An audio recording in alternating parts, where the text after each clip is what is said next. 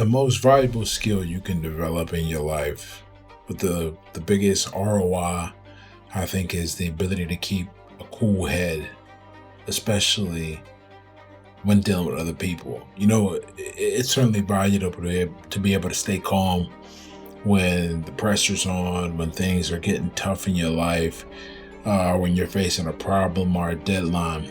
But I'll tell you what, I can't imagine how many people have lost their lives because they got into a heated argument with somebody, and the argument wasn't even a worthwhile thing to be fighting about. It's one thing if, like, you're defending kids, or you're, or even defending yourself, and making sure some travesty doesn't happen to you that can really be damaging. But it's a totally other issue when your pride is what causes you to lose your shit and to start talking reckless to somebody that you don't know. You never know who's carrying a gun and doesn't care about going to jail. I've made that point several times in other videos about people, how to avoid a street fight. I always say you never know who is packing a gun and don't care about going to jail, because you'd be surprised, man. A lot of people don't care about prison. And even if they do, they're in an emotionally heightened state as well.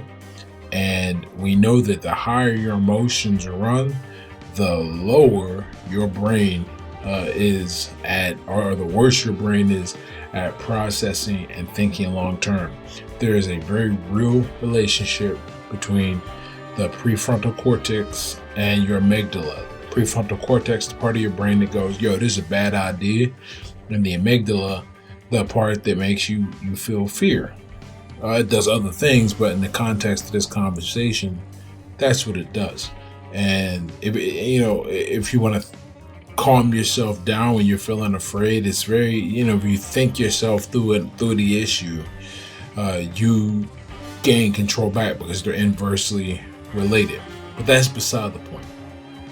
The main point I want to make here, though, is that when you're dealing with somebody and they're hopped up, very emotional, they may do something that they're going to regret later, and yeah, they'll be punished, and yeah, they'll feel bad, but now, you done lost your life, or you're permanently disfigured or maimed.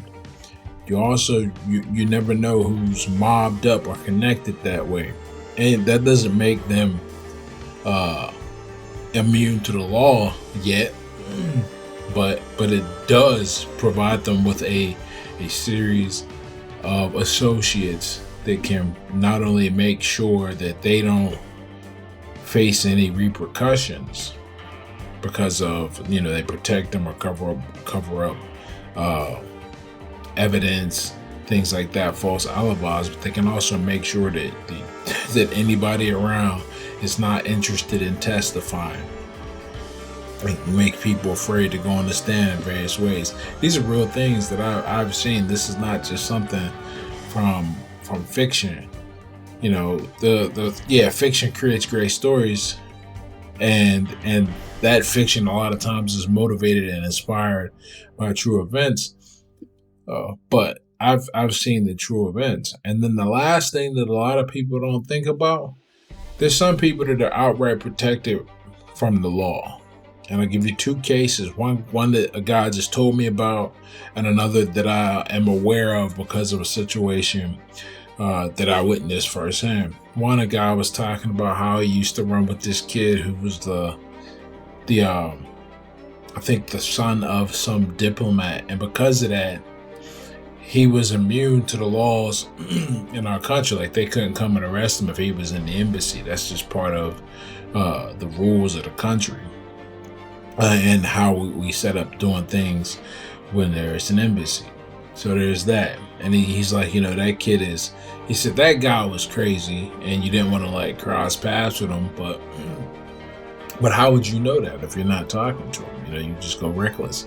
And then the other instance, the police refused to move on on a shooter. They were pretty sure they had the guy and they knew who he was. They refused to move on him because he was a federal informant.